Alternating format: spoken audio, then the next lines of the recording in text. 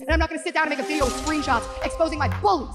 The voice messages and the text that she sends me threatening me, crossing my boundaries that I'm setting firmly. The thing about a compulsive liar, a pathological liar, a narcissist, is they lie about the littlest things. And then those lies get bigger. You're a disgusting, horrible person, dude. You are a monster. I also listen to Curtis because he's a human being. Everybody has a voice and everybody deserves to be heard. When do I ever say anything about anyone? Oh my God. People hate me. All I have going for me is that millions upon millions of people hate me. You want me to be drama? Okay, here's the drama. You want me to be crazy? Okay, I'll be crazy. You want a villain? All right, sure, I'll show you a villain.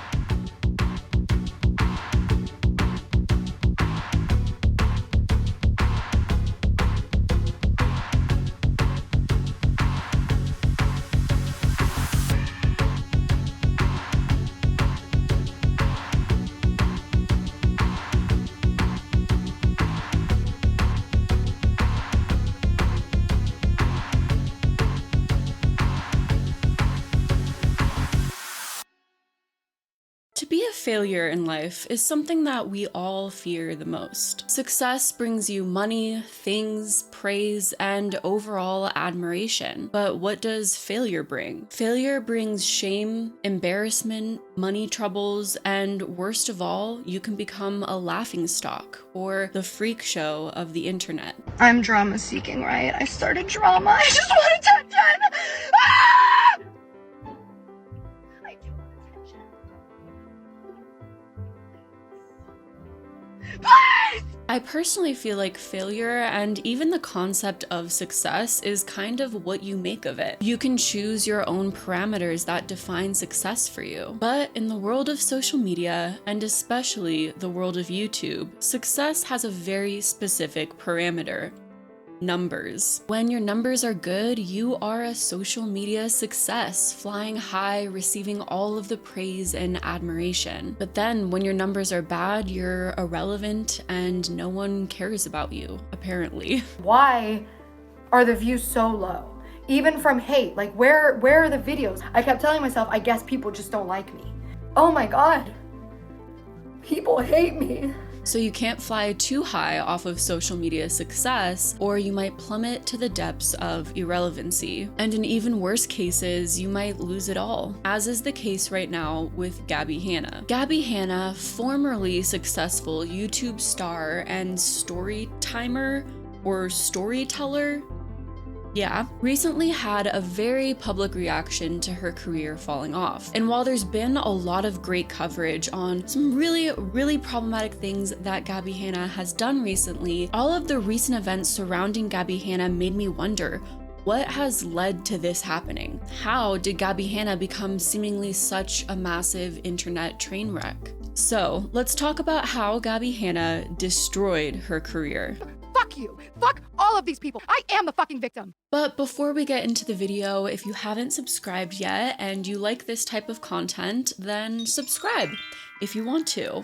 And if you like this video, then give it a thumbs up also if you want to. And let's get into the video. I also want to put a brief disclaimer before talking about this. Gabbie Hanna's recent actions have also taken people's very private personal lives and things that have happened to them very privately and blasted them on the internet. And that's something that I won't be contributing to in this video. I will not be using Gabbie Hanna's possible mental health issues as a distraction from the actions that she's done recently. And I will not be mentioning people's private personal stuff that has happened to them, because I personally believe that Gabbie Hanna has used these events as a way to distract from her own actions. And this video is all about Gabbie's actions, nothing else. And yeah, there's probably gonna be parts that I get a little heated throughout this, but I'm going to try and be unbiased, because also Gabbie Hanna is not a villain. She is not an evil character. She is a person who is very flawed and has hurt a lot of people. So the best way I could possibly think to explain the downfall of Gabbie Hanna and her career is through going through the events of her career and the rise and fall. I personally love old fables and stories from Greek mythology. The story of Gabbie Hanna reminds me of the story of Icarus. The story of Icarus is an old Greek mythology story about a boy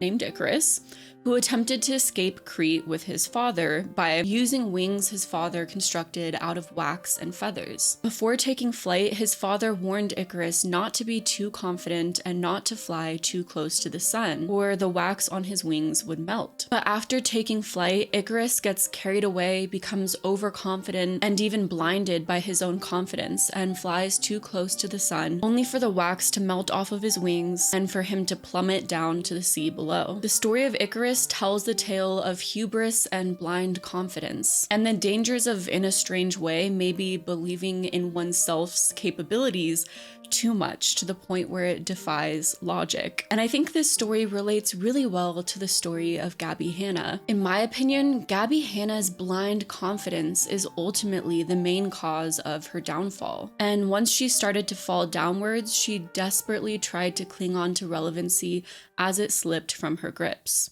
Chapter 1: Taking Flight. Because I'm a good person. Are you fucking kidding me? Are you fucking serious? Whoa. Another obnoxiously out of control shit piece of human trash. Before we analyze someone's downfall, we have to look at their rise, aka how they got so high in the first place. People want to know how I got started on Vine. Basically, I graduated college and I was sitting at home and I was like a waitress and I saw some people that really made me laugh, and then I joined in on a hashtag, and then from there it just kind of like took off. It started off with me just being, you know, a loser with no friends and nothing to do, and now I'm a loser with no friends and a Vine account. I think a really important thing to know in a lot of Gabbie Hanna's initial success is a lot of it was actually kind of built through following in the footsteps of others. Gabbie Hanna's social media career began on Vine, like a lot of other famous social media stars of today. And if you don't know what Vine is, it's like the TikTok of 2014. And if you don't know what TikTok is, I don't think I can really help you with that.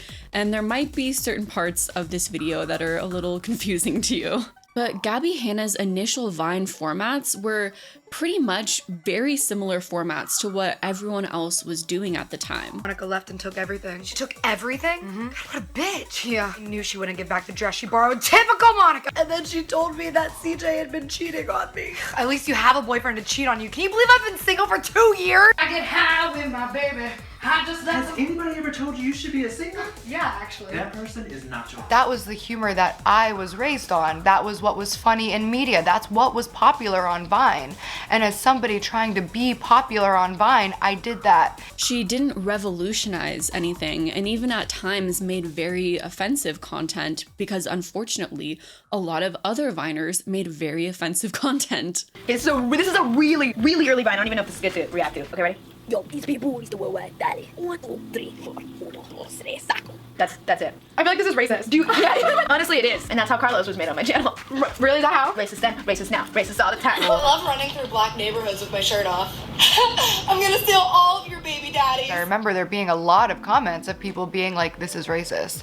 Gabbie Hanna was never really #1 on Vine or really anything in general. She was never at the top, but she was following trends and kind of piggybacking off of other people's success, which is a strategy that a lot of people use on social media, and it works for a lot of people. So it's not necessarily wrong, it's just an important thing to kind of keep in mind to the context of Gabbie's career. When Vine died, or I even think kind of right before Vine died, Gabbie moved to YouTube and started a YouTube channel. And her first early content was very basic YouTuber stuff of that time. But eventually Gabbie Hanna transitioned into making her channel a full-on storytime channel because once again, story times were popular and trending. Much of Gabbie Hanna's early success in her career was kind of through this comedy style that she was doing. But even her comedy or her jokes or comedic style was also shown to be unoriginal because Gabbie ended up being exposed for copying a lot of jokes. Basically, I'm talking about this video that came out on December 23rd. The reason I remember it is because it was my entire Christmas and New Year's was on my phone when I should have been with my family, just like obsessed with comments and followers and subscribers, and just kind of my world felt like it was collapsing in. And this guy made a video where he basically accused me of stealing jokes. Like when we came to America, it was so nice. It was just Indians And they weren't even Indians. We called them that by accident, and we still call them that. Like we knew in a month that it wasn't Indians, but we just don't give a shit. We never correct it. We came here, they're like, hi, and we're like, hey, you're Indians, right? And they're like, no. No, this is India, right? No, it's not, it's totally other place. You're not Indians? No. Ah, you're Indians. First of all, let's all just acknowledge the fact that they weren't Indian. It's like Christopher Columbus came to this land. He was like, I found India. And they were like, nope, not India. And he was like, you sure? I'm pretty sure it's India. And they're like, no, it's not India. And he said, India. And then he named the people that were already inhabiting this land Indians. And what's fucked up is a lot of people still call them Indians. They were not Indians. They never were Indians. They never. But the sec I saw what he was doing where he put that next to, I was like, holy fucking I stole that fucking joke. Which, I mean, at least she did own up to at the time and admit that she did copy those jokes, though it's kind of hard not to admit it when you have proof of someone's joke and then a proof of a joke that you said, and they're exactly the same. So, as harsh as it may sound, Gabbie's rise to fame was not through being a super unique and original content creator. Her success was found through following trends and mimicking other successful YouTubers and Viners at the time. But an interesting thing is, I don't think Gabbie Hanna ever realized that that's the reason for her initial success. It seems like Gabbie attributed her success to herself and being an awesome and entertaining person. I do always seem to be in some type of altercation, and to me, I'm always like, wow, that person is out of their mind. But honestly, I think that some people just like to be mad at me. I don't think she fully realized or understood that much of her success was through formatting and kind of copying other successful content. And if you don't know why you're successful in the first place, then success becomes impossible to maintain. This is also complete speculation on my part, but it does seem that from Gabbie's early content, she did seem to be dealing with a certain level of insecurities. Your makeup's all fucked up. Really? Yeah. That's not her makeup, that's just her face. Oh shit, you're right. She ugly. Whatever. So, are you guys happy I get insecure? What are you guys talking about? My fucking nose. Like, as if that's not like something I've heard my whole fucking life. Like, it still hurts to be made fun of. And it seems that her rise on social media and success and fame sort of exacerbated those insecurities and made it worse, which is something that happens with a lot of people because comments can be brutal sometimes. Chapter 2, The Height. I make people crazy in ways that I don't even understand. And there comes a point if you're having problems with people where you kind of have to ask yourself, is it me? Am I the reason? So Gabbie's formula of mimicking other successful content creators. So Gabbie's formula of following trends really starts to work and her YouTube takes off. From Gabbie's early content, you can really tell that she has a younger audience. First off, because of the style of videos. For some reason, it's reminiscent of J-Station to me. Crazy things happen at 3 a.m. when we go there, guys. Where you're just really dramatic and super loud. Everything you're saying is kind of simplistic in a way and over-sensationalized. I am cursed. I don't know why. At this point, tears. I'm going to my therapy appointment. Your mind is going to explode so hard at the, I don't even feel bad. You'll understand why. It gets significantly better by the minute, I promise. It seems like a lot of people who have younger audiences do that style of speaking and talking, and it's really interesting to look at from that lens. So like every storytime YouTuber at that time, I'm assuming Gabbie Hanna probably had preteen to teen, mainly girl fan base. Her storytimes are definitely over the top and dramatic like every single storytime YouTuber, most storytime YouTubers on the internet. But even looking back in these videos, I can definitely see times where Gabbie's scary side sort of pops out. Are you fucking kidding me? And he was like, oh, I didn't think you'd mind. Are you fucking serious? I'm yelling, I get out of the car, I slam the door, and I hear him say, did you really need to slam the door? And I look at him and I was like, are you out of your fucking mind? I'm a raging entity at this point. The amount of rage in my heart at that moment. Bitch, can you read email? Another obnoxiously out of control shit piece of human trash. This takes the cake for probably the most shit customer service. She didn't give me her name, but she had a really thick accent. And she once again cuts me off and says, honey, we're down here in Oklahoma. Ain't nobody here got an accent. And I'm so fucking mad. She said,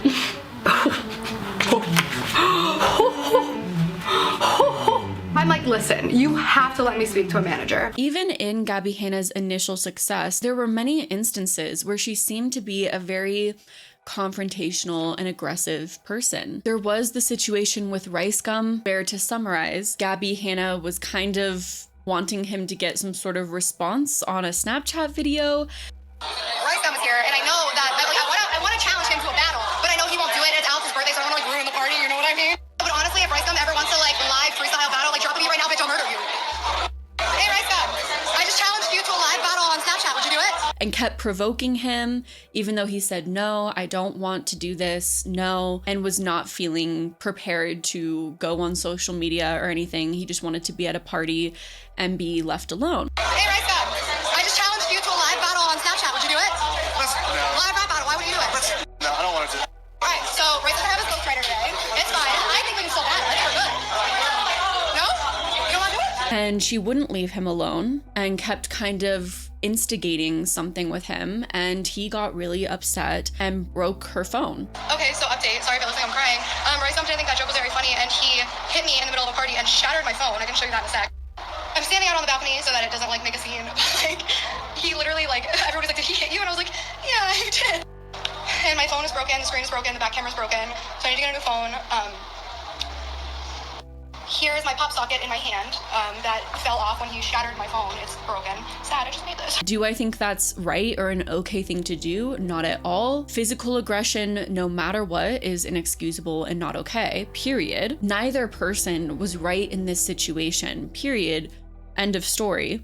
But I do have to know that this is a pattern that continues to pop up with Gabbie Hanna, where she will provoke people until they react. It was a very similar thing where she confronted this dude who did a video on whether or not he would smash or pass Gabbie, which of course is not the greatest type of video content. It is not my style of content that I like to consume, but it was also very popular at the time. So like, I know these people, I've worked with these people. I feel like because we have some type of rapport and because I see them at 3 or 4 events a year, there's no way that they're going to pass me, because that's just gonna be incredibly awkward at Playlist Orlando. So let's see. After the past 2 minutes of my life, I need this. The Gabbie Show? Yeah. Why are you thinking so hard? Pass. Why would you pass on Gabbie? It's not my type, man. Shit. It's not my type either. See you in Orlando? This dude said that he would pass on Gabbie Hanna, but was actually kind of polite about it and was just like, she's not my type, which is fair. It's not my type, man. Shit. But this caused Gabbie Hanna to see him at a party, once again confront him in person and ask him, why did you pass on me? And start accusing him of all of these things, and then kind of going after his physical appearance. He never went after her physical appearance. Oh yeah, let's talk about it. Let's so talk. You passed me. I did. So you mean to tell me that if tonight we got a little bit drunk and I was like, hey, I'm really interested in you, you think you're out of my league? I don't say you're out of my league. No. Next up to bat is Dominic He had to come at me on Twitter, said that I was the worst person he's ever met in LA. So let me tell you about the day I met him. So before I met him, he played a game of Smash or Pass publicly on YouTube. And when my picture came up, he dehumanized me and demeaned me. You know, like a misogynistic, disgusting piece of shit who acts as if he could have a chance with me anyway. At a party, he approached me like nothing was wrong, and I confronted him about it. And I said I didn't like that. And he was like, oh, come on, it's just games. And I said, well, you're too short for me to fuck. How do you like being judged on your physical appearance? And then he stormed off and didn't like me anymore. You fucking nasty piece of shit. And once again, this is a case of her being aggressive and confrontational and not respecting someone's boundaries whatsoever. It's bizarre to me considering, first off, in his initial video, he was very polite and kind and didn't say anything problematic. But honestly, I don't know if this is a hot take or not, but even if he did say something problematic, it is not an excuse for you to violate someone's boundaries. It is not an excuse for you to aggressively go after them. Men should be able to communicate their boundaries to women just as much as women should be able to communicate their boundaries to men. This is the same thing with, I guess, an underage dude who left a hate comment and she ended up finding out his personal address and continually contacting him. Put together this compilation of a bunch of my like stolen jokes, but the entire thing was so misrepresented. And the only one I ever owned up to was the Louis C.K. one. And like, as soon as I saw it, I was like, fuck, I've definitely heard that before. And then right away I was like, fuck, you're right.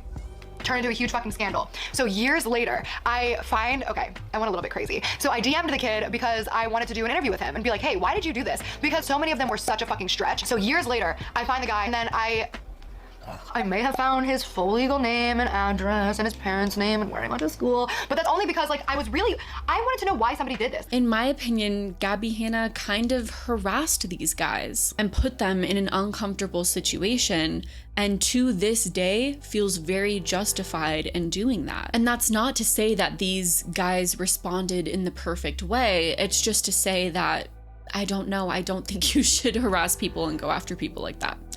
Anyways, rant over. Despite the way that Gabbie seemed to have acted early on in her social media career, she still did seem to have a lot of successful friends in the industry. Most notably, Jessi Smiles and Liza Koshy, and she was also friends with the Vlog Squad and a character of sorts in David Dobrik's earlier vlogs. The character that Gabbie was in these vlogs kind of does make me sad because in many of these vlogs, Gabbie was kind of the butt of the joke.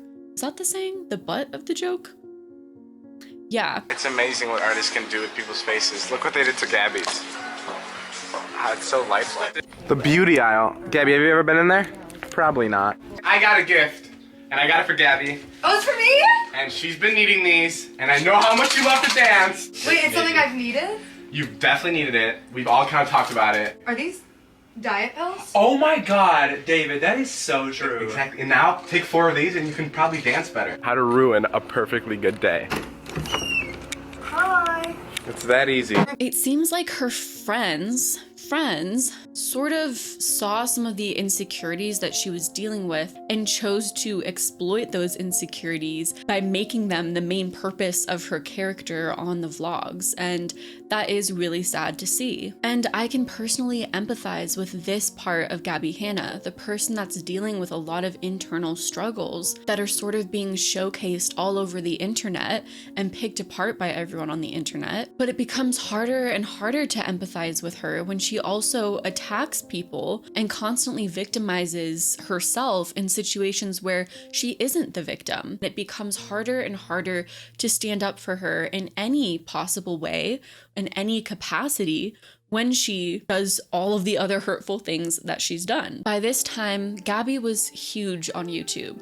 She found the right niche, the right content style, and she was the ad-friendly, kid-friendly kind of version of a lot of other storytellers, storytimers, who gained popularity on YouTube. And simultaneously, she also had a pretty large network of friends in the industry who were really successful themselves and were helping boost her popularity through collaborations and cross promotions. So what does Gabbie Hanna decide to do with all of that blossoming fame? Well, she decides to go where no YouTuber has ever gone before, into making music. Point the finger, pull the trigger, throw them off your trail, you'll get yours even. Gabbie Hanna came out with Out Loud in 2017, which was pretty well received compared to other YouTuber music at the time. Gabbie came out with Honestly and Monster in 2018, which we'll get to Monster. Don't worry, we'll cover that more in just a little bit. And she came out with Medicate and Butterflies in 2019. These initial releases were fairly well received compared to like the Jake Paul music videos or Logan Paul music videos.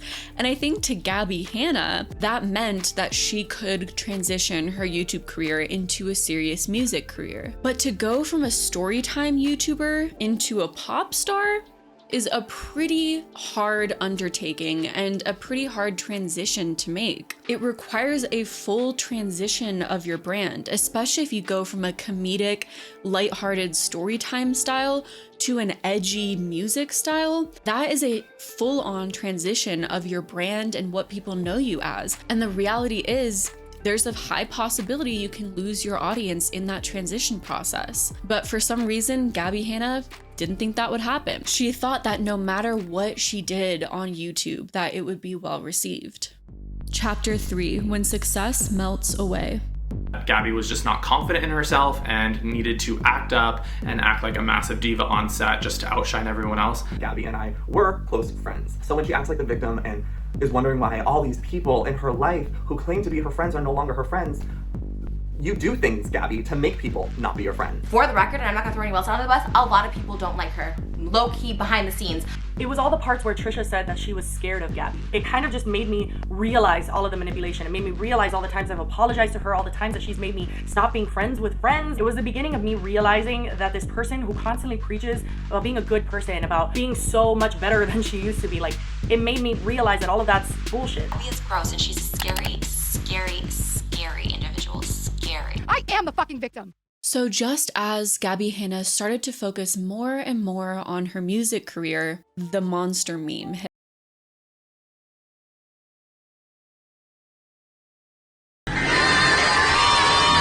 Before the monster meme, people were definitely poking fun at Gabbie Hanna for some of her singing. Say what you mean out loud. I'm a satellite. Mainly because she was kind of going for a Brendan Urie style. 1, 2, 3. Oh, you sound fucking great, man. You sound amazing. Ooh.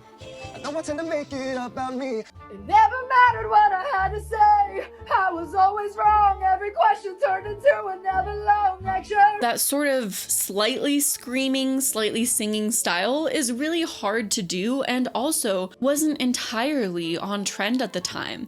Even if it was a music style that Gabbie liked, it wasn't trending really, especially with her audience and the people that followed her. One of her most well-received songs is Butterflies, and I think the reason why is because Butterflies is a song that fit in more with her young teen girl demographic. So that's more the type of stuff that her demographic would have wanted to see. So to transition from that into this edgy music style,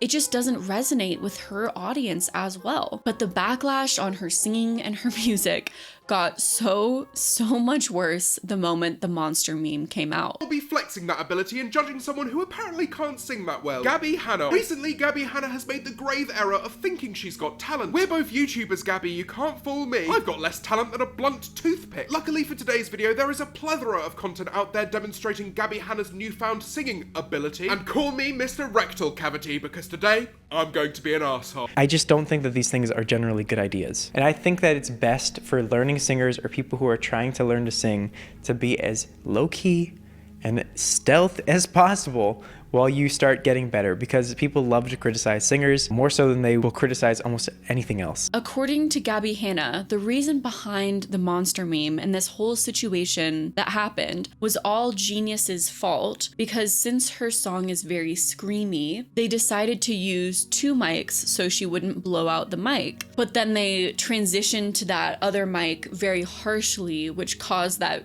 really insane difference in sounds when she sings Monster. So when Genius asked me to do a video for Monster, I almost said no. Oh, I don't know if that's gonna work, but it's a Genius interview, so of course I'm gonna do it. Is the mic gonna be able to handle this? And they're like, oh yeah, we'll figure it out. We're gonna, before you sing the chorus, we're gonna cut the audio. What they did was, the first part of the chorus, before I scream Monster, they used the boom mic that was directly above me, and then for the part where I yell, they used the audio from, I believe, the camera. But what's interesting to me is when you look at other Genius interviews, I don't know if I just haven't seen a ton, but I've watched a lot of them, and they've never done that before or after, where they use 2 different mics. So was it Genius's idea to do that? Or did Gabbie suggest that they do that, which caused this whole thing to happen? I will say, to give Gabbie a little bit of credit, I do respect how in this video, she sort of mentions how she knows that not everyone likes the music style that she likes and that she's putting out, and that's okay. A lot of people have also said, oh my God, she's screaming. She can't sing, so she has to scream.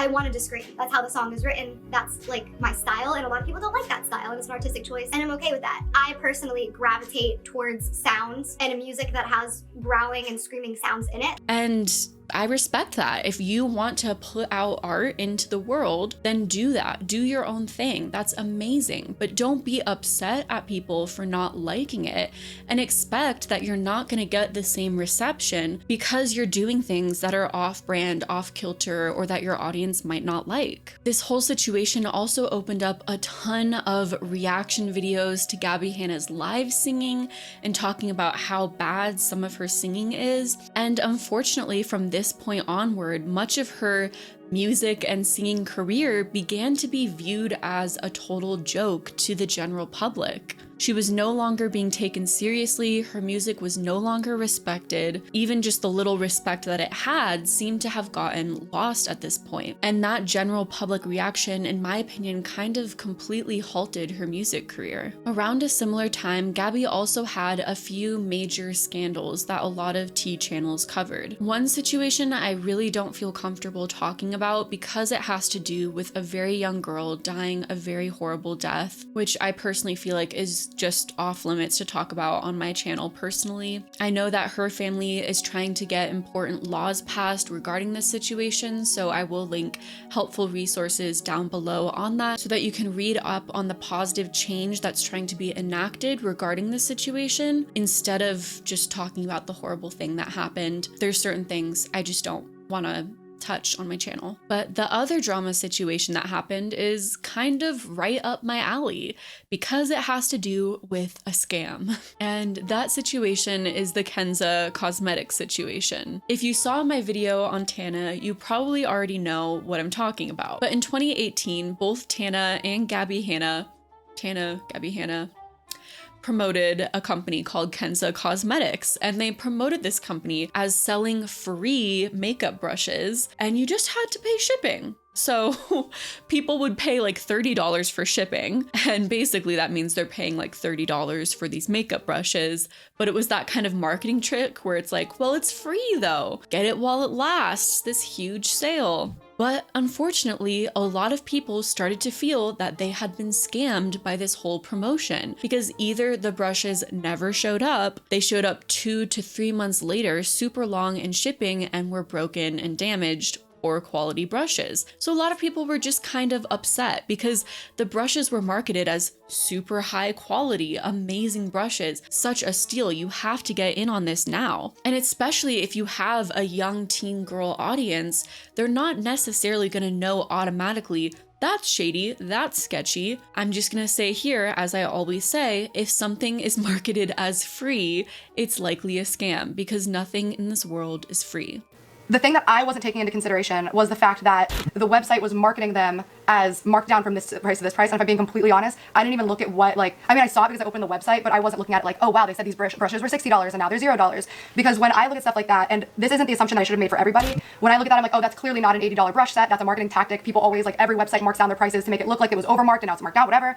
But just because I assumed that doesn't mean that, like, my 13-year-old audience or older audience is looking at it like that. Like, they were looking at it as I'm going to get $80 brushes. I kind of mentioned in my video on Tana Mojo that Gabbie Hanna was the one in that situation who received the most backlash because honestly, Gabbie Hanna handled the whole situation in such a poor way. She had kind of an unbelievably offensive response. You know, you would expect if you promoted something that people ended up being really upset with, the service, the business, whatever it is, that you would come out and apologize and be like, I'm so sorry, I didn't know that this was happening. I'm gonna do what I can to rectify it, but even if not, just offering my condolences. I didn't know that this was a bad business deal that I made, and I'm really sorry that I put a lot of people in that situation where they feel they lost money. Something like that. But instead, Gabbie Hanna completely shifted the blame onto her audience, who wasted money on a product she promoted. For $10 shipping, it's $1 a brush.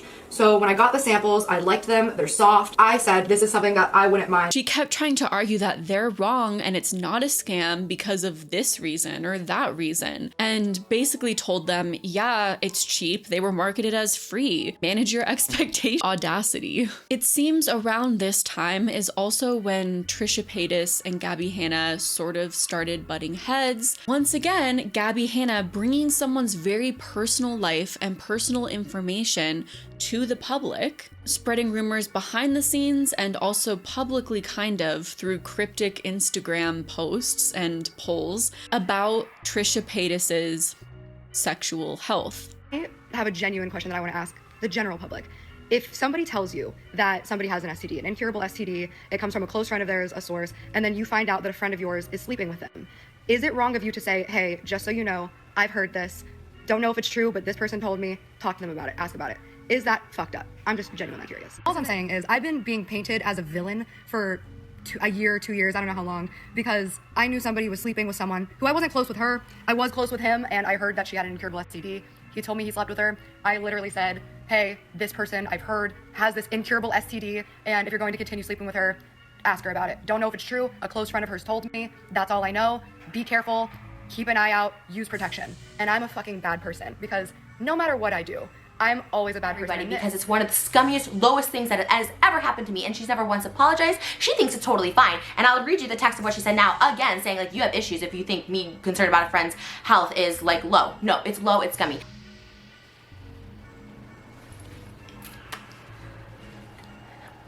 Gabbie, have we slept together? Did I show you my STD results? Are you my doctor? Did you swab my vagina?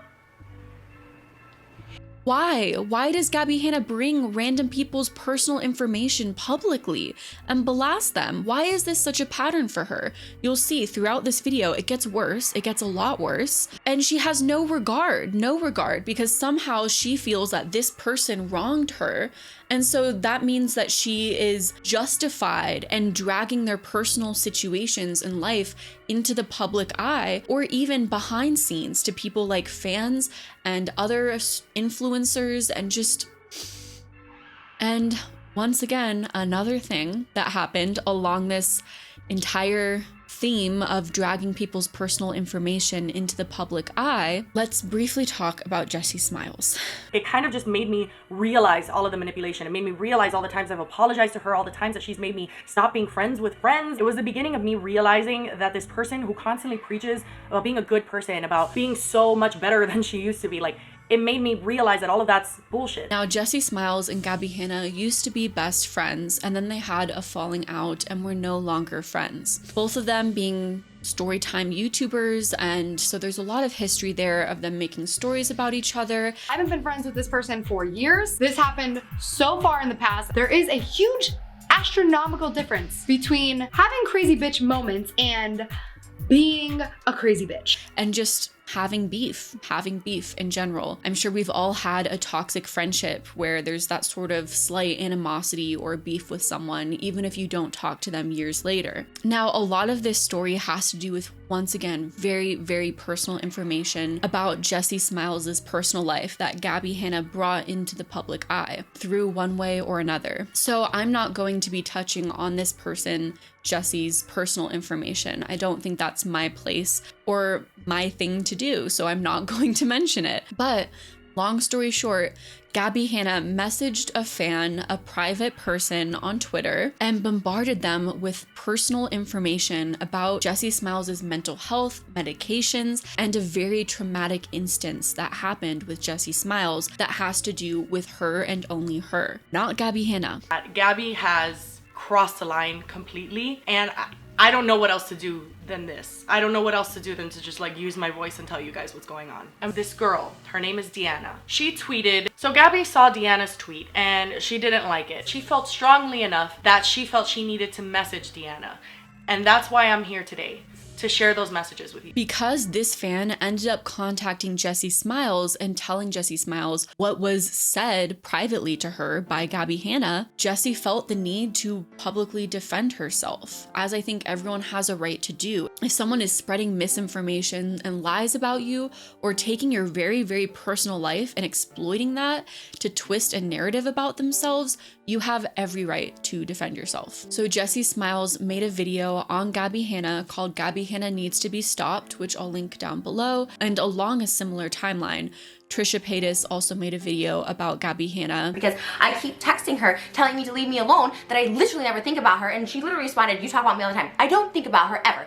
And just for the record, and I'm not gonna throw anyone else under the bus, a lot of people don't like her. Low-key, behind the scenes, a lot of people don't like her. And both caused Gabbie to get a lot of backlash because honestly, she didn't handle those situations in the best way. She could have been more respectful. She refused to have any respect for them, their personal boundaries, and used the information that she knew on them against them, which is really messed up. And the public agreed that that was messed up and tried to hold her accountable for that. On top of all of that, at this time, Gabbie Hanna was also on Escape the Night, a popular YouTube show at that time. Gabbie Hanna was invited to be a character on the show for 2 seasons, and according to those on set during the filming process, Gabbie Hanna created a toxic work environment and was an absolute nightmare on set. According to Rosanna Pansino, who is a successful YouTuber and well-respected, during the photo shoot press day, long after the show wrapped shooting, Gabbie called one of the female production assistants a dumb C word and walked off set without finishing her shoot. The reason? Because the crew member gave an updated shoot time that was 10 minutes different than she was originally told. Rosanna also said that she could hear many of the conversations that Gabbie Hanna was having with Joey, one of the creators of the show and production, because part of her trailer shared a wall with Joey's.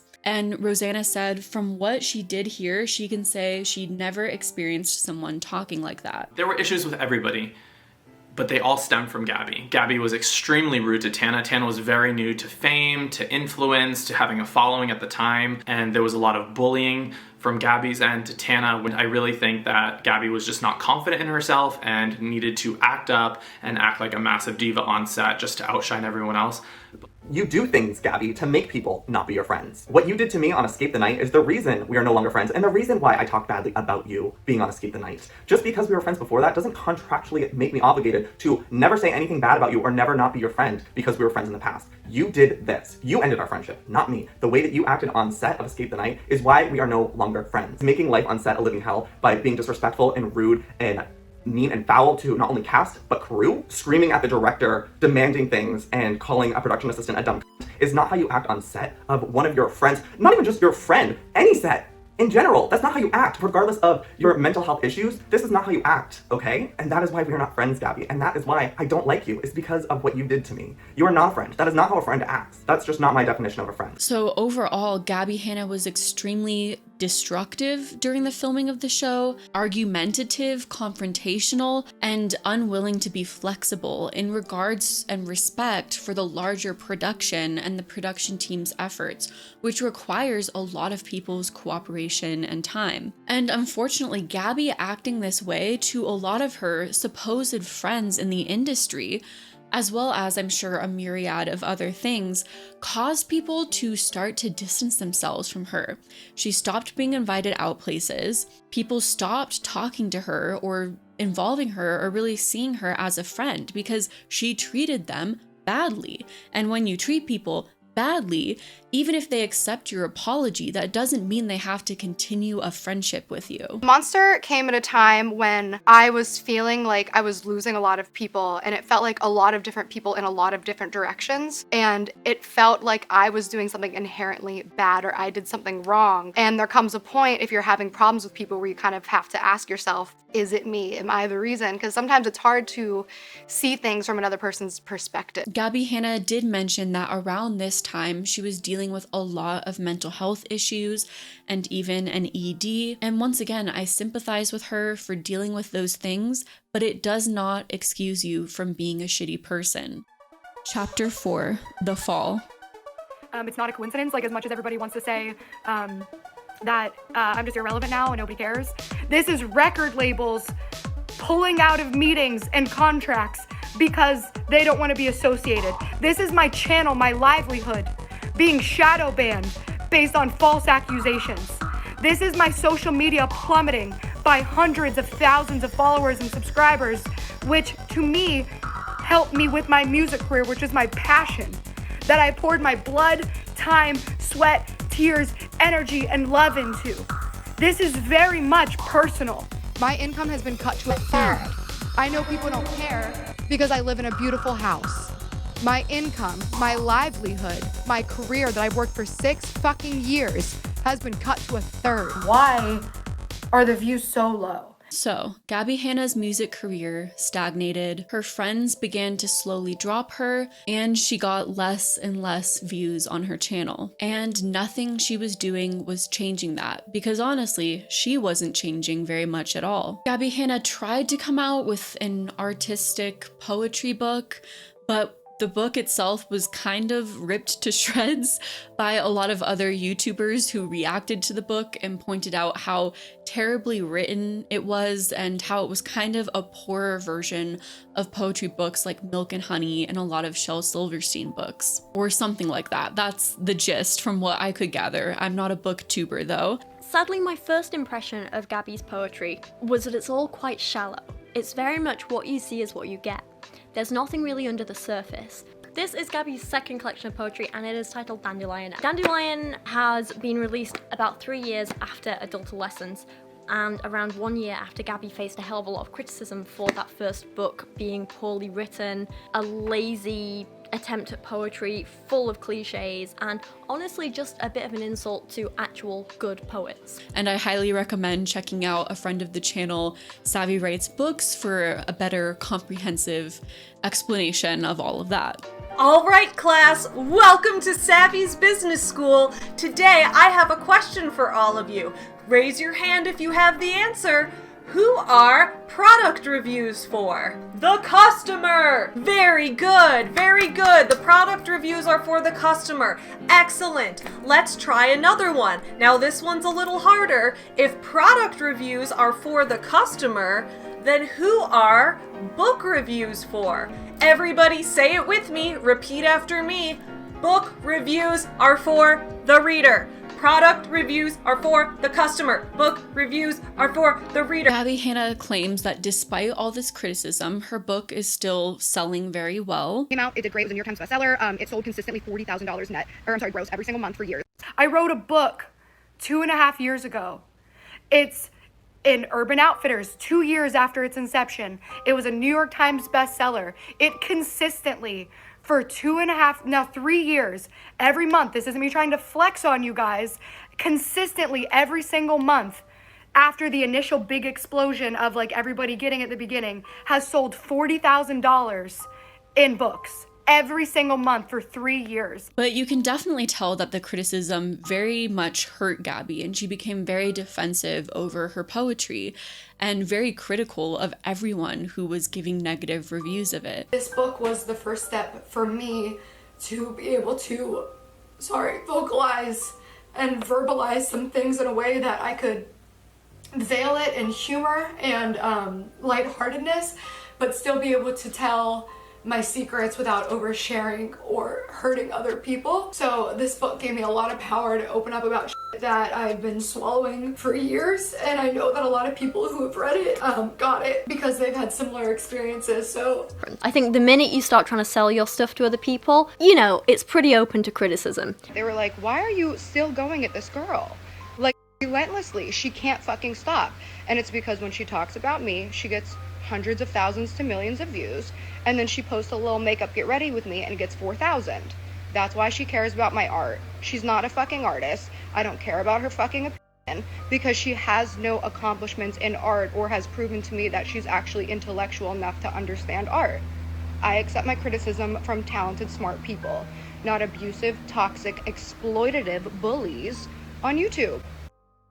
Basically, she refused to believe that her poetry book had any flaws to it and blatantly refused to accept any sort of criticism, which, I mean, I'm 50-50 on, you know, personally, and I'm sure everyone in the comments will have different perspectives on this. Obviously, if you're creating art, you have the right to do it however you want to, and there are no rules. I mean, in fact, you can tape a banana to a wall and it'll sell for millions and millions, so who is to say what's good and bad art? But also, when it comes to things like poetry, you know, there's a lot of excellent, amazing writers who are very knowledgeable in specific rules and standards in poetry.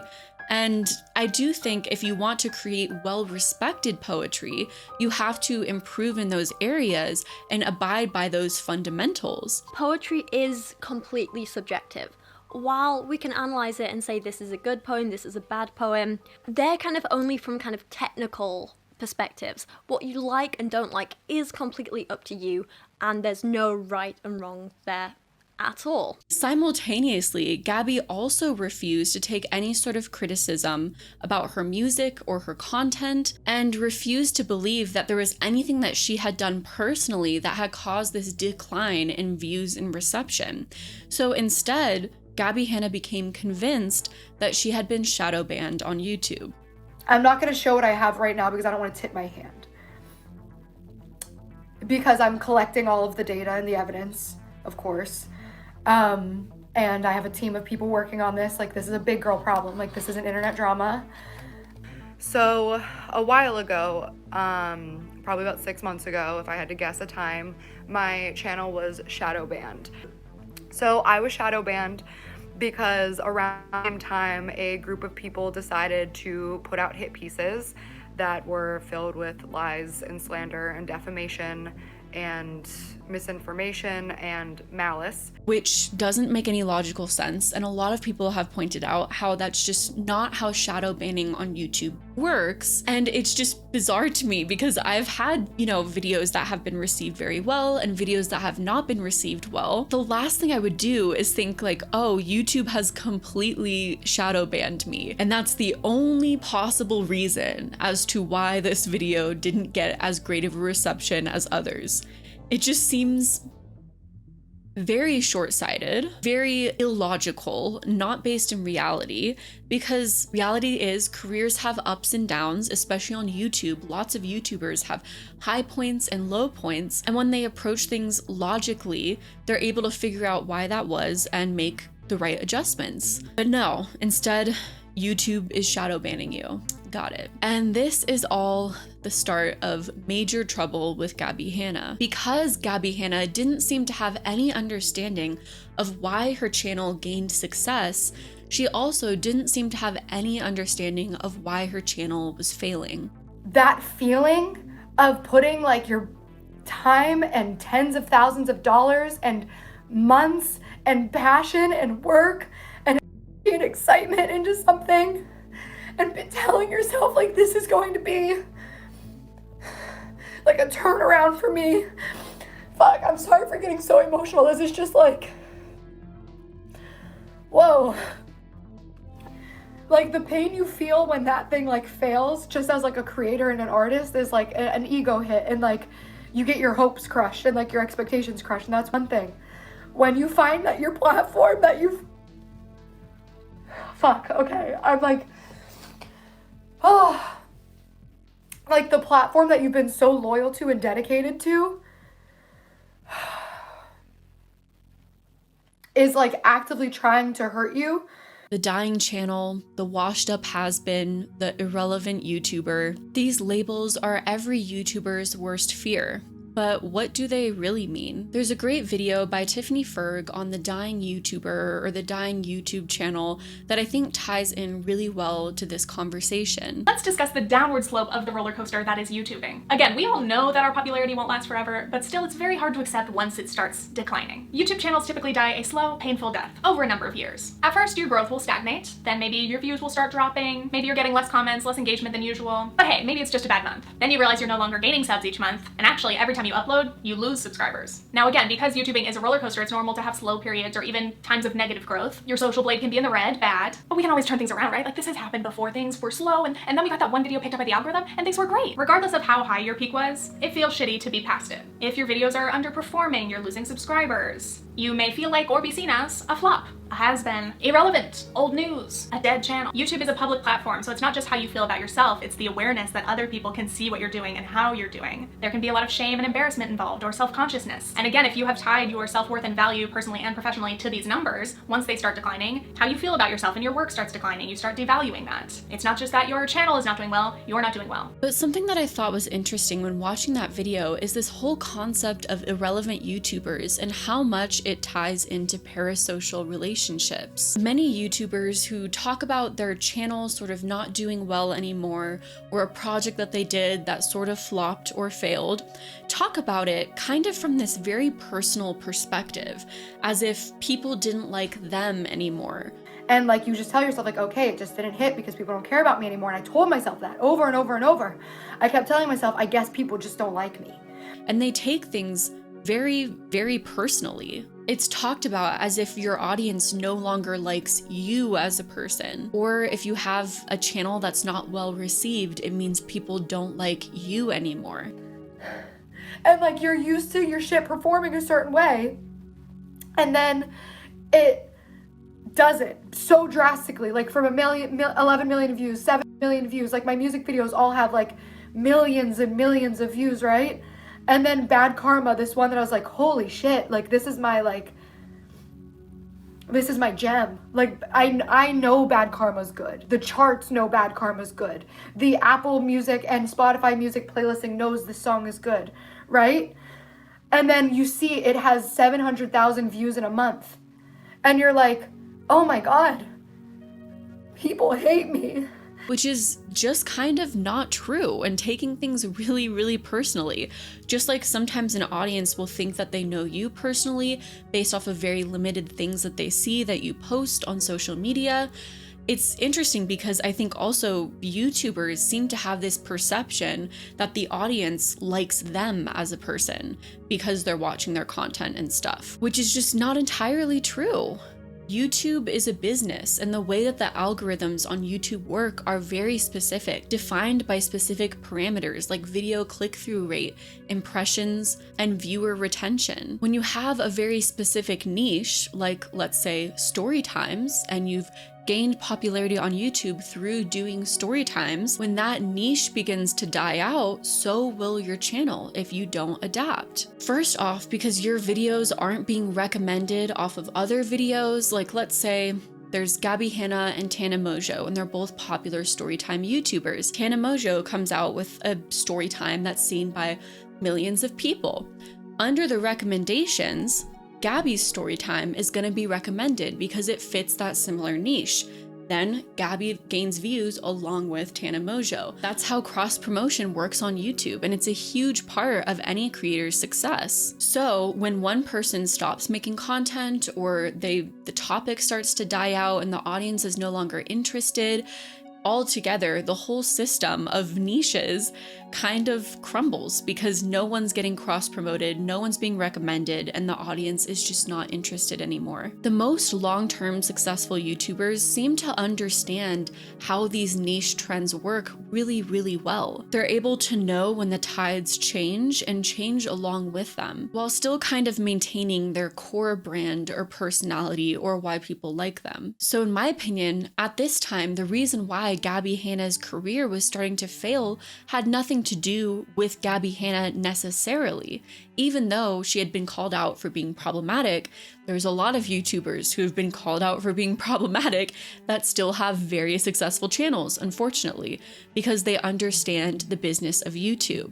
The reason why Gabbie Hanna's channel started to fail is because she had pinholed herself into story times, and now story times were no longer successful as a niche, as a content topic. She then tried switching her brand to artsy and edgy and deep, which was so different from what her audience followed her for, so of course that interest is gonna drop off. And then once her viewership dropped for these very logical and understandable reasons, she didn't understand why, because she expected her audience to follow her into whatever endeavor she was doing. Audiences are not blind sheep. They have unique interests and limited time in the day. So your content has to be, first off, overall good and appealing to them. But instead of understanding this, Gabbie Hanna became very clearly bitter and resentful and began to blame everybody but herself. It's clear to see that at this point, she truly believed that her career had massively failed,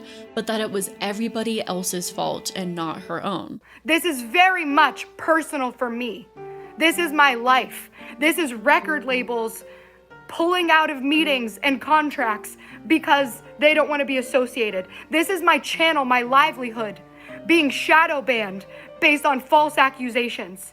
This is my social media plummeting by hundreds of thousands of followers and subscribers. This is me spending tens of thousands of dollars and pouring everything I have, my energy and my time and my emotions into my work, and it being stifled by YouTube. And it just like, I've become the internet punching bag, and I'm so tired. So Gabbie Hanna did a Buzzfeed interview on her own downfall, where she essentially blamed everybody else for why her career had flopped. The article is called "Why is Everyone So Mad at Gabbie Hanna?" Gabbie Hanna says, "It feels like I'm always dishing out apologies, and I've never once received one. And that to me feels a little chaotic." Chaotic? That's an interesting word. I mean, if you feel that you're always dishing out apologies, ask yourself, why am I always dishing out apologies? In this article, they also brought out all of everyone else's personal information that Gabbie Hanna had commented on. The young girl who died, Trisha Paytas's sexual health, Jessi Smiles' very personal and traumatic situation, all aired out in this article. Why? What does this have to do with your career? And unfortunately, what Gabbie Hanna doesn't understand is the more that she talks about these issues, the more she's associating her controversies with her career and these people's personal lives with her career. Who didn't I apologize to? Gabbie Hanna told me after we sat in her backyard. I gave Jessi Smiles an apology. I gave Beyonce an apology. It feels like I'm always dishing out apologies, and I've never once received one. And that to me feels a little chaotic. In this article, she then calls herself a victim because she just can't move on, even though she's already apologized for these things, because people keep bringing them up. And I honestly just want to be left alone, but they can't resist talking about audiences that are bringing up past controversies. The article then goes on to try and insinuate that Gabbie Hanna has just had more struggles in her career because she's a woman, and other YouTubers who have had similar controversies but have been able to carry on and be just fine, that's because they're men. And I feel like that's extremely simplistic and also not true at all. Of course, misogyny exists, and I'm absolutely in no way denying that it isn't a huge factor in some YouTubers' success and some struggles that come along with being a YouTuber.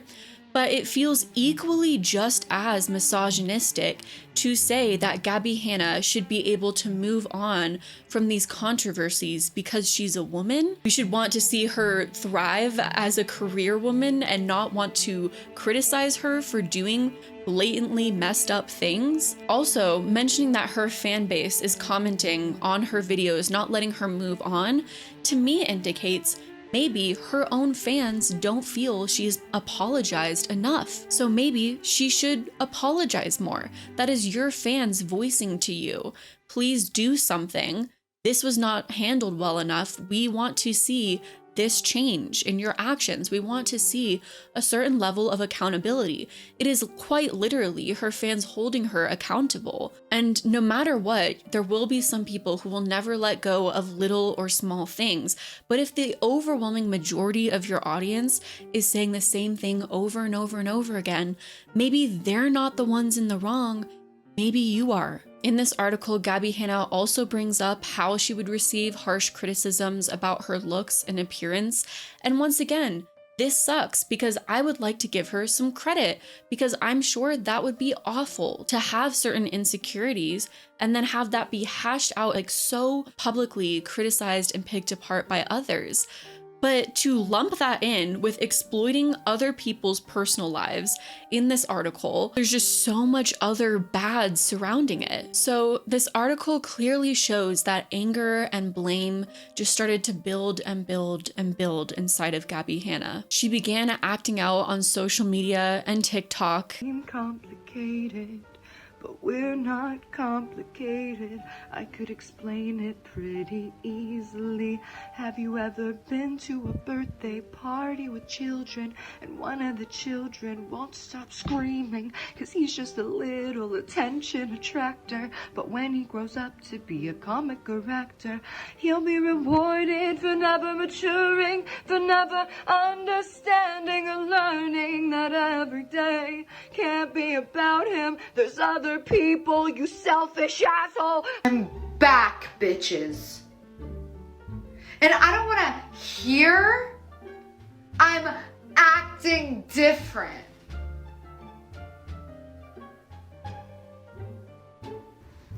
Fuck being good. I'm a bad bitch. And I'm sick of motherfuckers trying to tell me how to live. And end up admitting later that this was all kind of a publicity stunt to get some sort of attention. I just tried the one thing that I've never tried before, and I just fought back. I played their game. I started speaking my mind, and of course that came with more hate, it came with more backlash. A lot of people saying I've lost it, or vultures swarming for their pound of flesh. But I wanted that. For the first time in my career, I actually wanted that. It was going to happen with or without my consent eventually. It always does, every couple months. So I would just rather be a little bit in control. And to kind of play into being the crazy person, which I don't think anyone saw her as the crazy person, or like, I don't think anyone saw her as that until she started really making these TikToks and everything. I think most people saw her as like someone who had done some messed up things. So once again, it's like your understanding of your social media presence and how people perceive you is so warped, but okay. Along this time, she also began to hint that something big was coming and that there was going to be this huge series that was going to come out that she was going to make on herself and her own downfall. Chapter 5, The Plummet.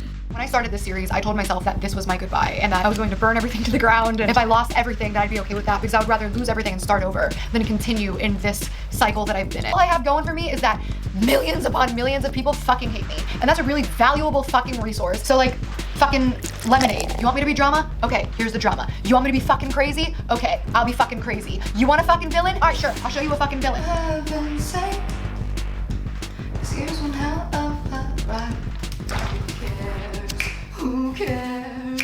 Who cares? At first, when I heard about this series, I thought maybe it was going to be like a documentary style look into the life of Gabbie Hanna and how all this online criticism has affected her. You know, the one thing that I've given her credit for throughout this video, which I don't even know if I should, is that she has definitely received a lot of harsh criticism online, from her body and looks to her singing and poetry, and I can't imagine that magnitude of just sheer harsh criticism and how that would mentally affect someone over time.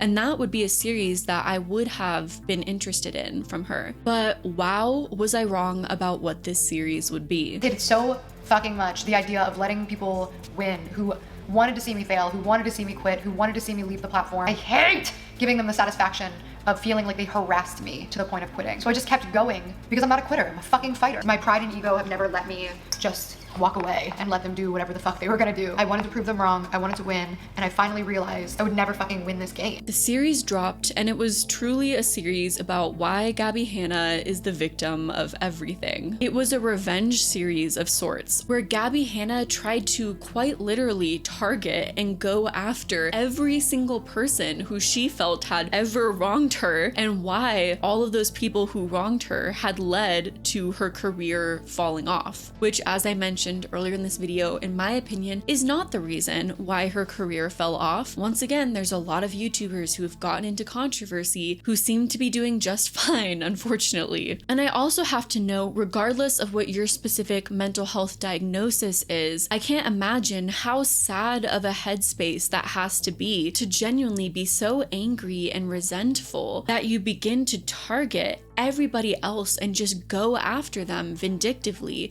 in a YouTube series like this. I just imagine her personal mental headspace has to be very dark and negative in order to do that. Some people also think that this series was all for publicity, but I kind of disagree with that. First off, because Gabbie Hanna sort of talked about how she was doing this series before leaving YouTube as like a final hurrah or a final screw you guys sort of thing. And in my opinion, I genuinely think that Gabbie Hanna was just making this series out of spite and thinking that it would bring about her own vindication. She had been working on this series for months and months, and I think it was an attempt to literally make people see how she was the victim in all of this and expose everyone who she believed had wronged her. Kind of saying, okay, if I'm going down, I'm bringing everyone down with me. It's extremely clear from this whole series that Gabbie Hanna had absolutely no understanding of how her own actions got her there. My income has been cut to a third. This series was basically just a way to say, this is why I'm failing and it has nothing to do with me. The first 2 videos in this series are all about Trisha Paytas and Gabbie Hanna once again bringing Trisha Paytas' personal life into the whole storyline. I don't give a shit about this drama, and Really? Because it seems like you care a lot, dude. And also trying to convince everyone that her and Trisha were friends at some point. And that's basically the main conflict, is trying to argue about whether or not they were friends. And I was just like, damn, like I really tried to be her friend that night. Like I tried so hard to be her friend. I thought you said we were so friendly all these years. I invited Thanksgiving. So then we were friends after that? No, wait, that was before. That was literally, that was the party where like our communication ended. Was like that party. Okay. But like, no one cares. I'm sorry, but literally no one cares whether or not you're friends with somebody. Why are you trying to publicly prove that you're friends with someone?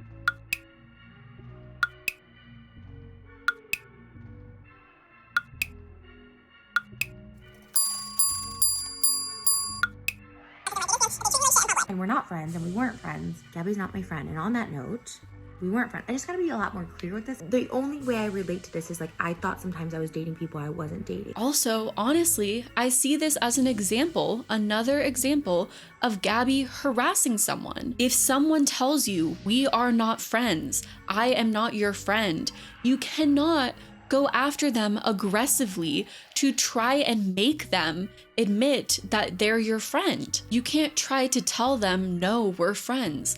Even if they were nice to you at one point and they said polite things, that doesn't mean they owe you a friendship in turn, or they owe you an admittance of friendship. Don't you want people in your life who want to be your friends? I don't understand this. You said that I'm a stalker. Huh? You told people you were afraid of me and that I was harassing you. Gabbie, you are scary and dangerous. This is scary and dangerous. You're scary, leave me the fuck alone, texting me and harassing me. There was one video where Gabbie Hanna posted an unseen portion of the podcast that her and Trisha did. And I noticed that that video was fairly well received because it was at a time that Trisha Paytas was getting a lot of heat. And a lot of people noted how in that video, Gabbie Hanna was staying so calm and Trisha was the one that was acting hysterical and being aggressive. So Gabbie was the one that was right in this situation. And I just have to briefly point out that this entire interaction, when I witnessed it, it kind of reminded me of when someone pokes you over and over again or continually provokes you and provokes you. They know your buttons and they're pushing your buttons over and over and over again. And then you react because they're trying to get a reaction out of you.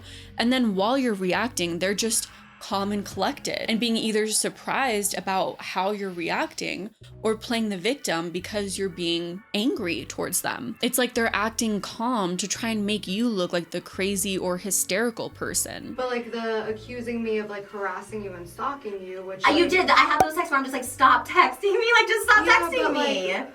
Like, and I said it multiple times. I didn't think that was super fair either because like when we were texting, we were both texting at the same time. So like, and I'm like, can we just end this? Stop it, but like you were able to say whatever you wanted, and then when I responded, the response was like, you're harassing me. And it's like, so you can make this accusation, but if I respond, then I'm harassing you. You are very a paranoid person. Of course, no one knows the full story or context behind the conversation, but it just reminds me of a lot of Gabbie Hanna's past controversies as well, where she'll be confrontational, aggressive, or provoke people, and then when she gets a reaction, play the victim. Gabbie Hanna also made an episode on the Ricegum situation. I feel like I have this reputation of being a liar, starting drama and shit like that. And I always wondered where that came from. First time I ever started hearing it was the Ricegum situation. That situation like wasn't, dude, I was fucking physically assaulted and my property was broken. And I think she threw this in there into the mix because it's a really easy win. I mean, once again, no matter what, physical aggression towards someone, any sort of physical violence, unacceptable in any way, shape, or form. And there are no excuses. You should never, ever go after someone or physically harm someone or harm their personal property. It's just not the right way to ever handle a situation. But also, Ricegum is a human being and his side deserves to be heard. I also listen to Curtis because he's a human being. And just like in real court, in the court of public opinion, if you're gonna judge and condemn somebody, you should at least hear them out. It doesn't mean you have to like them, doesn't mean you have to believe them, it doesn't mean anything other than everybody has a voice and everybody deserves to be heard.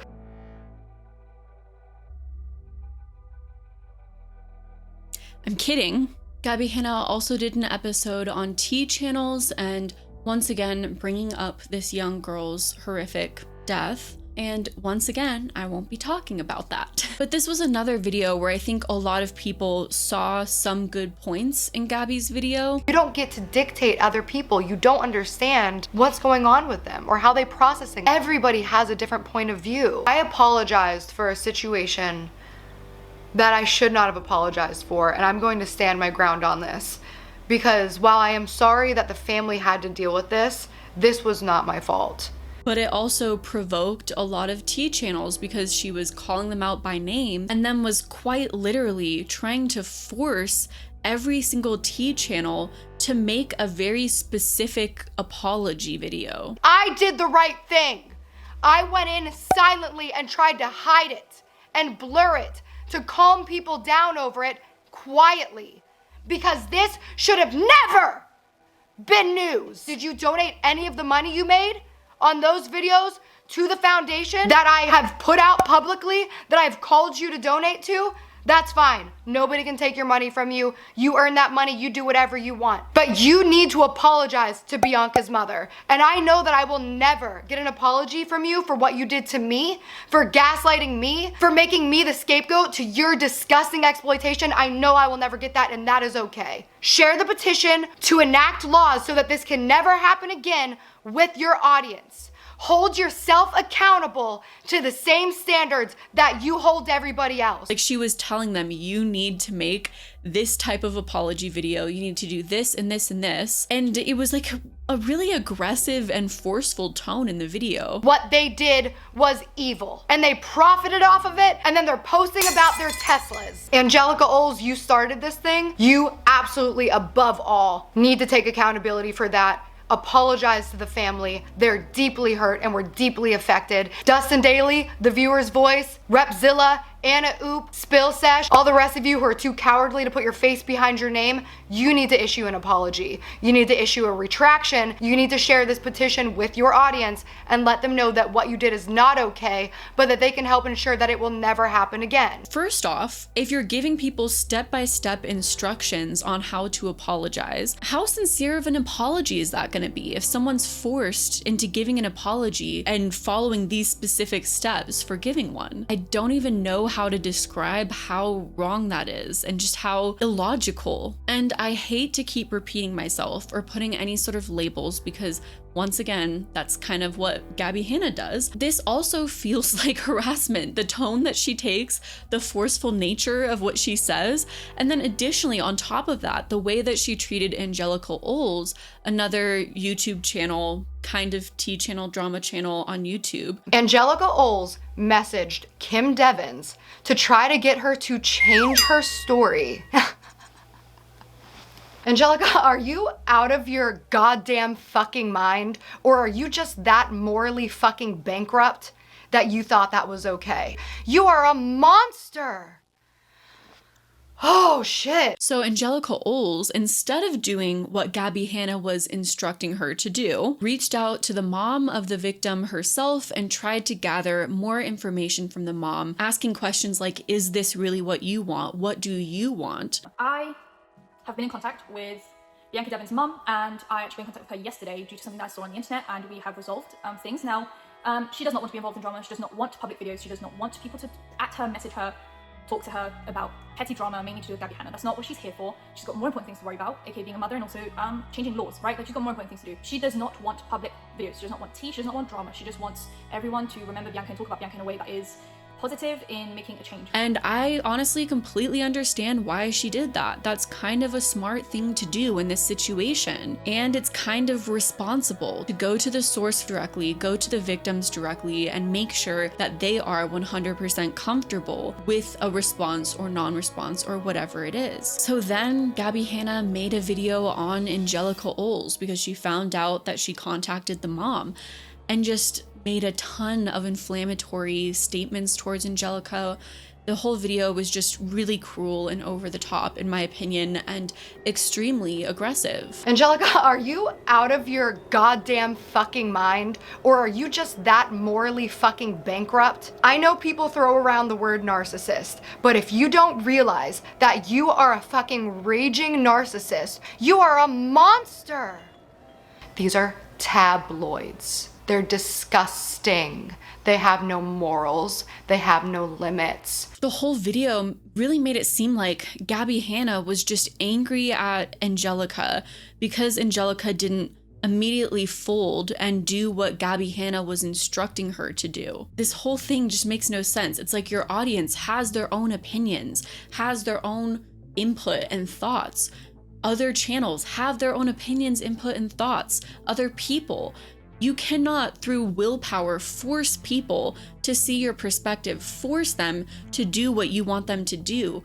I don't understand why she thinks that's a logical response to any of this. And at the very least, it's just bully behavior, honestly. Gabbie Hanna then made a video on her past problematic content. It's embarrassing and it's uncomfortable. I love running through black neighborhoods with my shirt off. I'm gonna steal all of your baby daddies. I can't say that it was okay at the time because I remember there being a lot of comments of people being like, this is racist. I've had a lot of dumbass fucking tweets.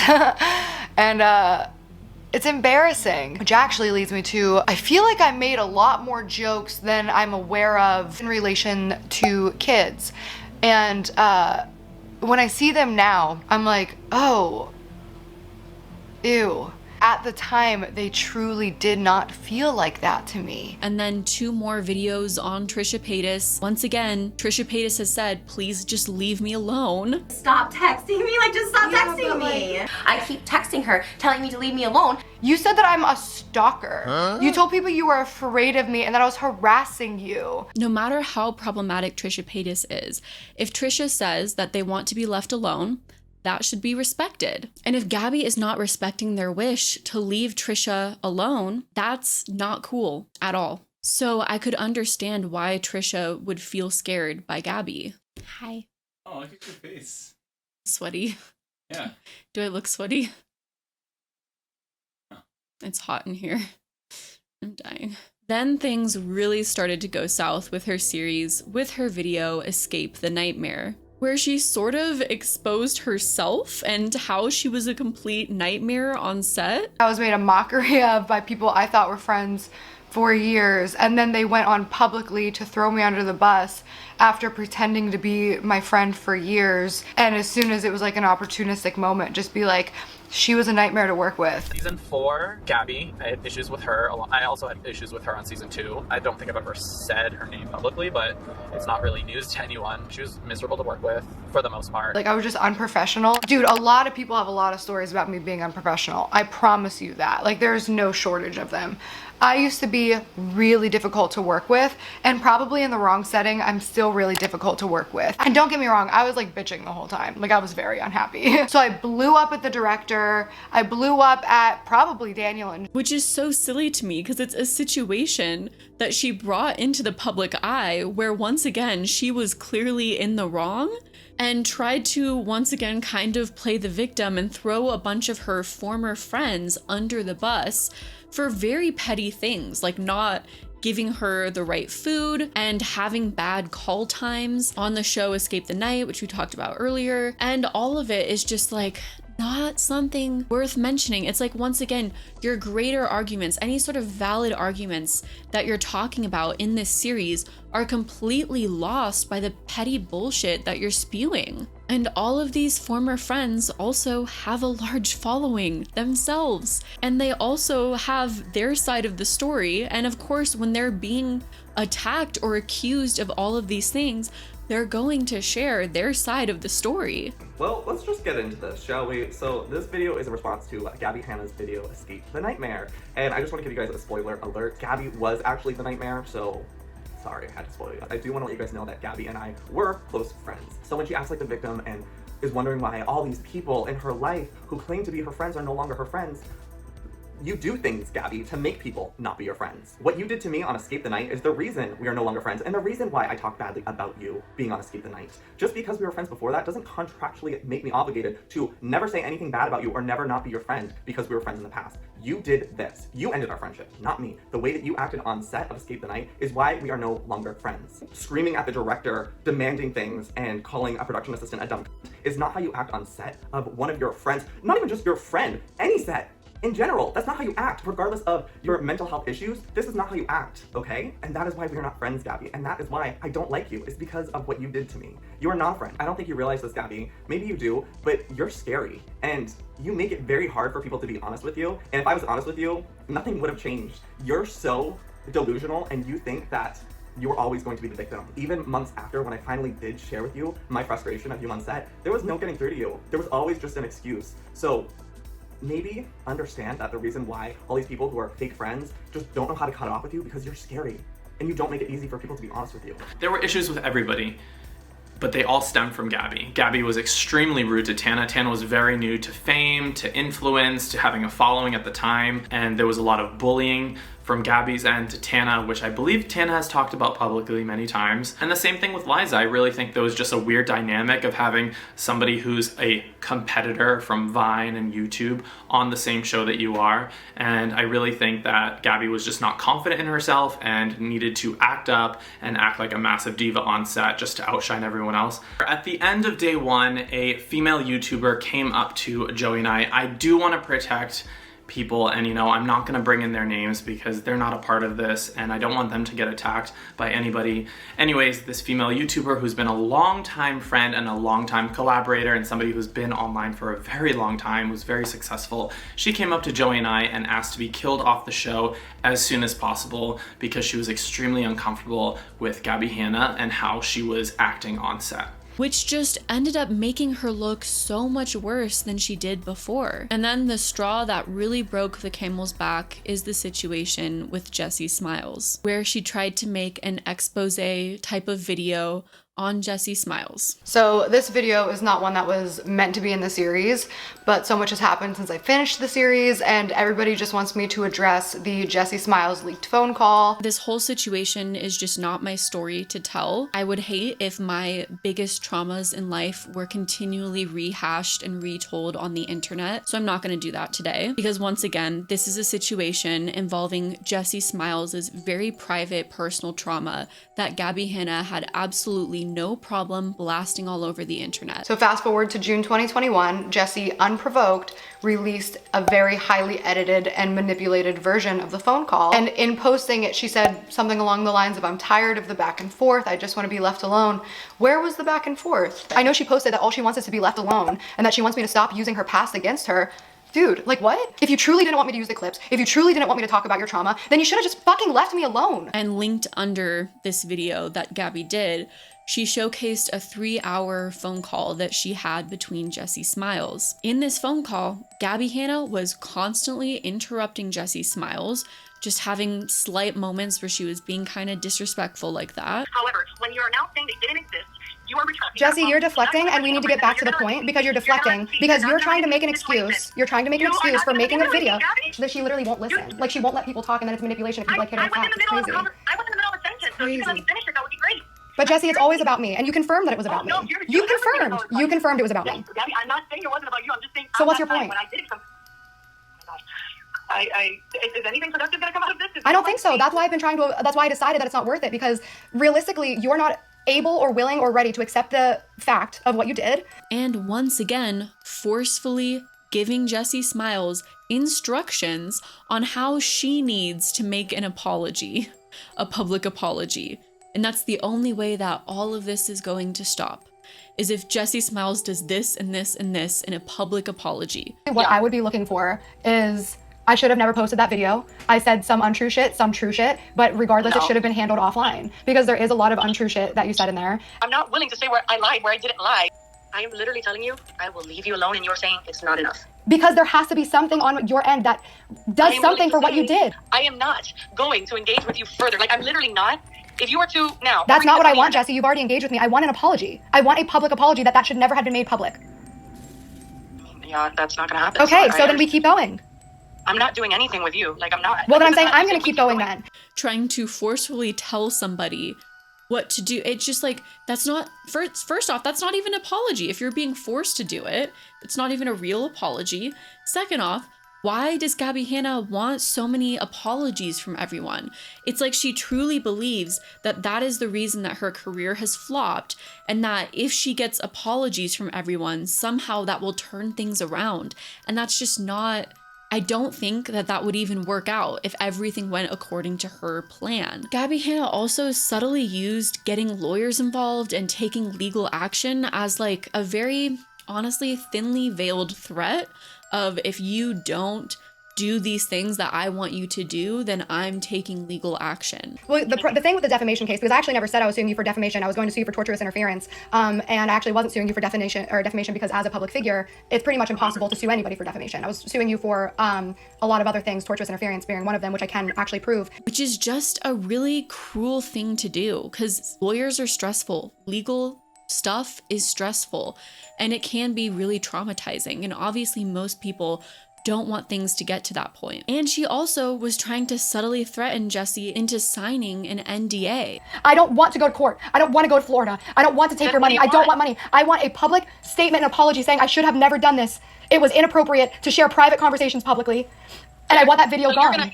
And I want an NDA where you can't do this to me again, because I'm gonna be living in fear for the rest of my life. Kind of saying that things will stop, all this stress will stop for Jessi if she just signs an NDA and agrees to never again talk about this. But then also said that she could still talk about it, which would just be so scary if Jessi actually did sign that NDA. It's literally making someone go through so much mental turmoil that they want nothing but for it to stop. And then saying, well, if you want this to stop, you need to sign an NDA so you can never talk about it again. But that doesn't guarantee that Gabbie's not going to talk about it. Gabbie refused to sign an NDA on the subject. So quite literally, what she could do is have Jessi sign an NDA, then continue to tell whatever spinned narrative or story she wanted to say about the situation, and legally Jessi couldn't do or say anything about it. And that is horrific to think about, especially when it involves Jessi's personal trauma. On top of that, in these videos, Gabbie Hanna keeps showing receipts that are incredibly misleading and don't have anything to do with what she's saying at all. Threatening me, crossing my boundaries that I'm setting firmly. And I'm just watching all of this thinking, how did you think any of this was going to paint you in a good light? How did you think this was going to vindicate you at all? This literally makes you look so much worse than anything that has been put out on the internet about you ever, and you put it out yourself. And just the audacity that you feel you have the right to bring up someone's personal situation as a way to vindicate yourself.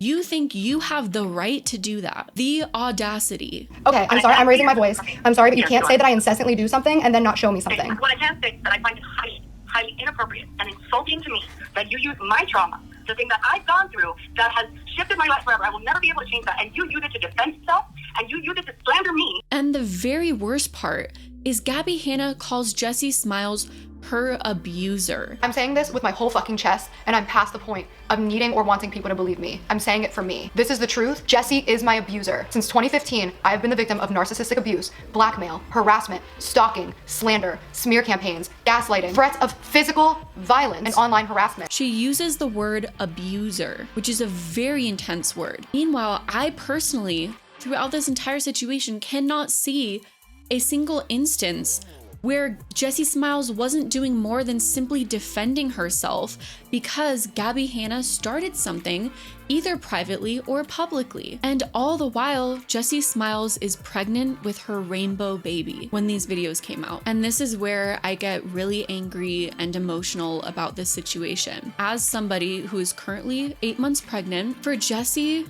to have to deal with her story, her personal story, being constantly rehashed online and publicly for everyone to see.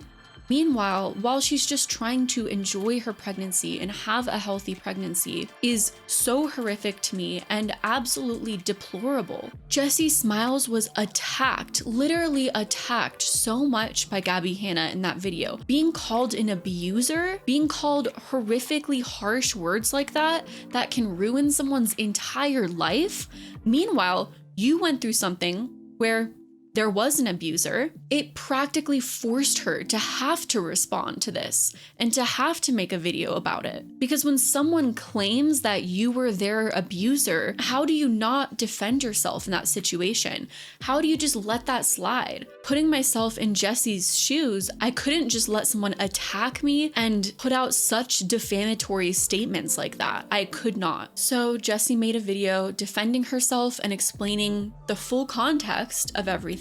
I want the truth out there, and I want to be the one to deliver my truth. Gabbie Hanna has, against my will, delivered my truth one too many times, and pardon my French, but she's fucked it up every time. So if Gabbie feels like she can talk about my trauma, she can bring it up, she can talk about the night I was when that has literally nothing to do with this. If she has the right to do that, then I feel like I have the right to be sitting here and talking about what really happened. And showed so much proof, actual valid proof, to back up what she was saying, that really showed, in my opinion, that Gabbie Hanna did blackmail her. After that phone call took place, Gabbie texted me with a list of demands that she had, and if I didn't agree to those demands, she was going to continue talking about our past in the way that she was doing it, which was extremely vile. You are narcissistic abusers, and you have been for 6 fucking years, Jessi Smiles. She gave me 48 hours to talk to lawyers and decide what I was going to do, and ultimately I think I came up with a really reasonable compromise, and I did that because I don't want to fucking do this. I made it very clear on the phone call, I made it very clear on text, I don't want to continue doing this, so anything that I felt I could do, I was going to do, which included an NDA that I said I would sign if she signed one as well. I didn't think it was fair for just me to have to sign one. She was refusing to sign one because she said she had to talk about the situation in interviews. If we both sign NDAs, I'll do it, and we'll never speak about each other. I also have to, if somebody brings this up in an interview. No. And also, surprise, surprise, so out of character, continued to bother Jessi Smiles and even send her emails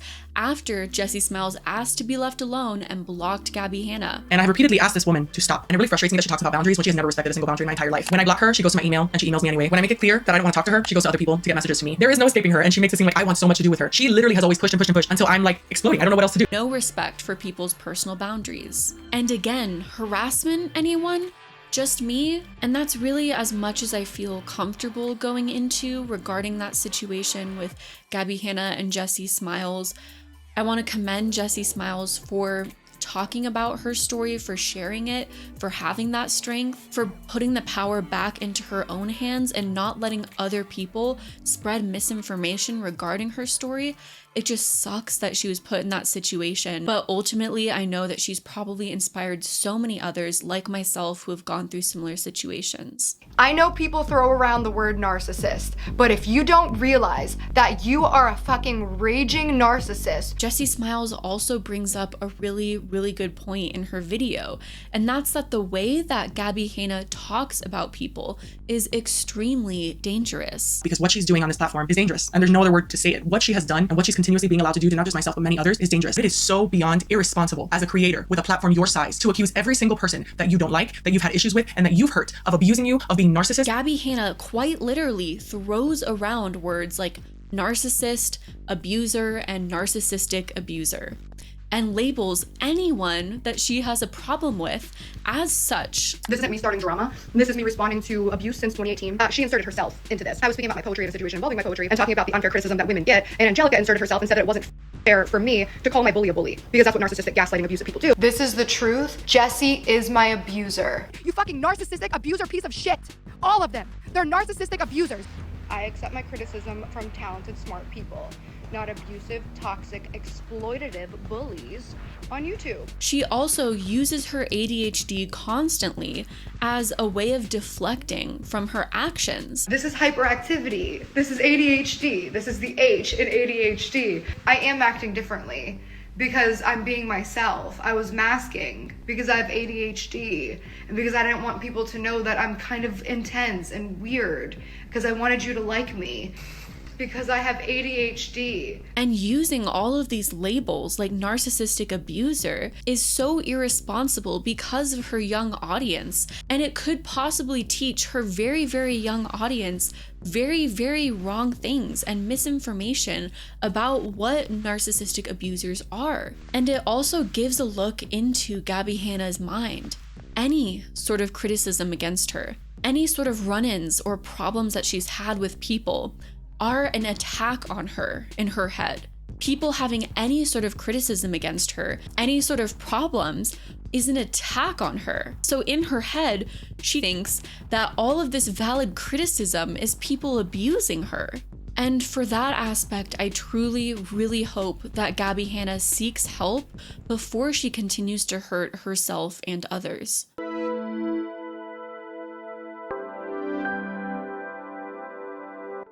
Since the backlash from Jessi Smiles' video, Gabbie Hanna has seemingly disappeared off the internet, that is, at the time of filming, except for maybe a few cryptic Patreon posts. Gabbie has went absolutely silent, so this statement is the only thing we've heard for quite some time, so let's read it. I think I've been sleeping, but I always feel tired. My body is shrinking, but I feel heavy. I have a million things I'd like to say, but I can't seem to find the words.